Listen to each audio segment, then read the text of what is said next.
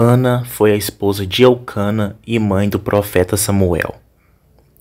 A história de Ana ficou conhecida na Bíblia por sua fé no Senhor durante o seu período de grande angústia por não conseguir ser mãe. E nesse vídeo você vai entender e aprender tudo o que a Bíblia diz sobre quem foi Ana. A história de Ana na Bíblia está registrada no primeiro livro de Samuel, no Antigo Testamento. O nome Ana significa graça, benevolência ou favor. Mas antes de ficar conhecida como a mãe do profeta Samuel, um dos mais importantes personagens bíblicos, a história de Ana começa com um tom dramático. A Bíblia diz que Ana era uma das esposas de Eucana. Eucana era um levita da linhagem de Coate, mas que não estava na família sacerdotal e que vivia em Ramataim Zofim, uma região montanhosa de Efraim. Mas o problema é que Eucana também era casado com outra mulher chamada Penina. Ana era estéril, e é possível que Eucana tinha se casado com uma segunda esposa para que esta lhe gerasse filhos. Naquele tempo, uma mulher sem filhos era motivo de vergonha para o marido. Isso porque, para a cultura, isso era algo muito forte e importante. Quando um homem se casava com uma mulher e ela não conseguisse gerar filhos, o marido tinha totalmente o direito de se casar com outra mulher para que esta lhe gerasse filhos, para preservar a sua descendência. Embora não fosse o modelo ideal aprovado pelo Senhor com relação ao casamento, a poligamia era comum nos tempos do Antigo Testamento. Todavia, a própria história de Ana e Penina, assim como de Raquel e Lia, revela que esse tipo de prática sempre foi seguido de problemas no lar. A rivalidade dentro do lar era constante, pois geralmente a esposa que não gerava filhos era humilhada e duramente importunada pela esposa fértil. E assim como no caso de Sarai e Agar, Raquel e Lia, assim acontecia com Ana, que era frequentemente atormentada por Penina. E como prova disso, o texto bíblico também diz: e a sua rival excessivamente a provocava para a irritar, pois o Senhor lhe tinha cerrado a madre. E assim fazia ele de ano em ano. Sempre que Ana subia à casa do Senhor, a outra a irritava. Por isso chorava e não comia.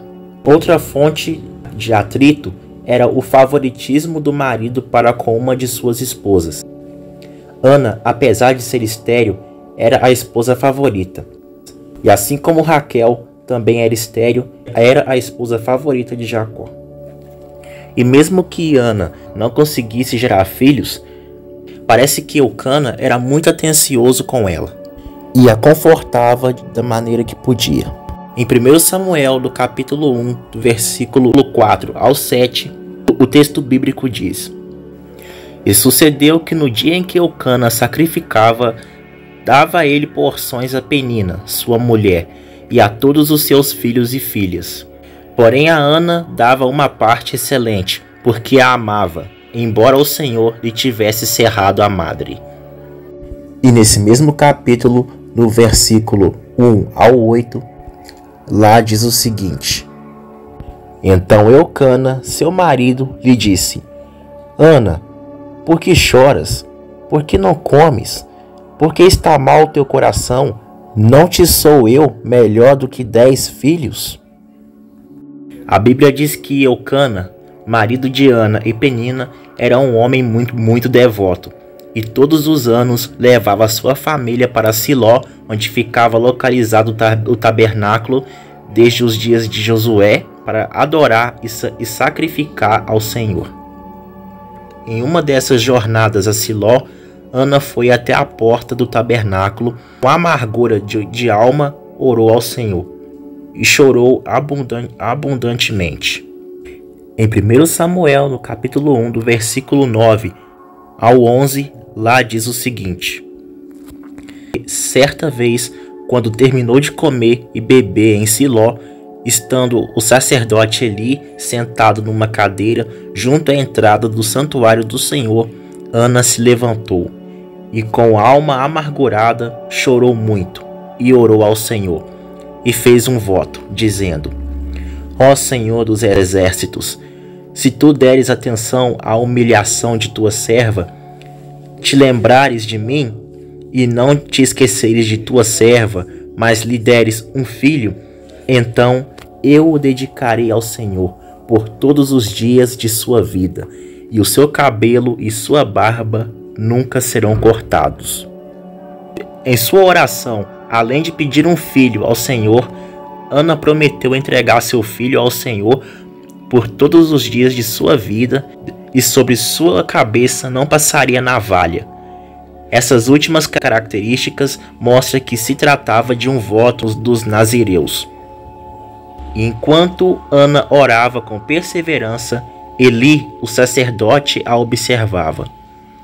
Ele havia reparado que Ana só movia os lábios e não saía de sua boca nenhuma voz autível, pensando então que ela estava embriagada. Quando Eli pediu que Ana se afastasse do vinho, ela o respondeu dizendo ser uma mulher angustiada que estava ali derramando sua alma ao Senhor, falando com o coração sobre seu desgosto. Ana também disse ao sacerdote que não era uma filha de Belial, expressão que significava uma pessoa maldosa e sem valor. Diante disso, Eli a compreendeu e disse: Vai em paz, e o Deus de Israel te conceda a petição que lhe fizeste. Ana então partiu ali, e seu semblante já não era mais triste. Depois que a família de Eucana voltou para Ramá, a Bíblia diz que o Senhor se lembrou de Ana, e passando um tempo, ela concebeu um filho, a qual chamou Samuel. Ainda pequeno, Ana entregou Samuel no tabernáculo aos cuidados de Eli. Todos os anos, quando ia adorar em Siló, Ana tinha o hábito de levar uma roupa nova a Samuel.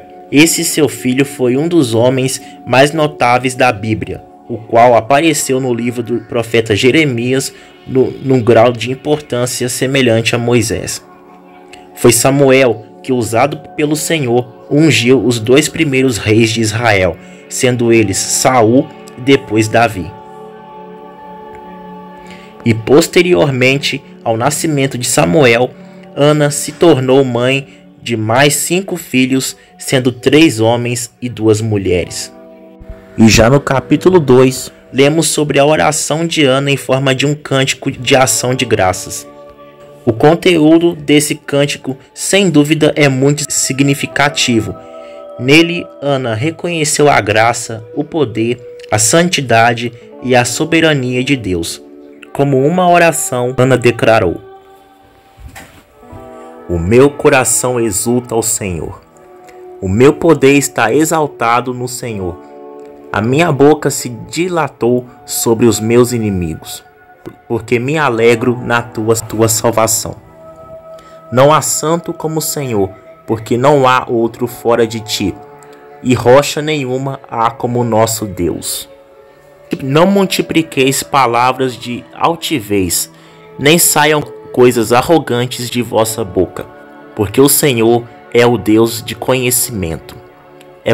E por ele são as obras pesadas na balança. O arco dos fortes foi quebrado, e os que tropeçavam foram cingidos de força. Os fartos se alugaram por pão, e cessaram os famintos. E até a estéril deu à luz 7 filhos, e a que tinha muitos filhos enfraqueceu. O Senhor é o que tira a vida e a dá, faz descer a sepultura e faz tornar a subir dela. O Senhor empobrece e enriquece, humilha e também exalta. Levanta o pobre do pó e desde o monturo exalta o necessitado, para o fazer assentar-se entre os príncipes. para o fazer herdar o trono de glória. Porque do Senhor são os alicerces da terra, e sobre eles estabeleceu o mundo. Ele guardará os pés dos seus santos, porém os ímpios ficarão mudos nas trevas, porque o homem não prevalecerá pela força. Os que contendem contra o Senhor serão quebrantados. Desde os céus trovejará sobre eles. O Senhor julgará as extremidades da terra, e dará força a seu rei, e exaltará o poder do seu ungido. E curiosamente, esse cântico de Ana também é muito semelhante ao cântico de Maria, na ocasião em que o nascimento de Jesus lhe foi anunciado. E vale lembrar que essa última frase desse cântico de Ana é muito interessante, pois mostra que ainda que bem vagamente em sua oração, que ela previu o aparecimento do ungido de Deus. O termo original traduzido como ungido nesse verso é o mesmo de onde vem a nossa palavra Messias. No cântico de Ana, essa é a primeira vez que essa palavra aparece na Bíblia. E nós sabemos que o filho primogênito de Ana, Samuel, foi quem ungiu o jovem Davi da tribo de Judá a rei de Israel. Foi da linhagem de Davi que séculos depois se levantou aquele em quem finalmente se cumpre todas as promessas de salvação. O ungido do Senhor, o Rei dos Reis, cujo o reino jamais passará. Jesus Cristo, o Filho de Deus. A história de Ana nos ensina a importância da oração sincera, da entrega e da gratidão a Deus, mesmo nos momentos, nas circunstâncias difíceis de nossa vida. E se você gostou desse vídeo, compartilhe esse vídeo com mais pessoas e se inscreva aqui no nosso canal. Deixe nos comentários sobre o que você consegue aprender sobre a história de Ana. E eu vou ficando por aqui. E que Deus te abençoe hoje, amanhã e sempre.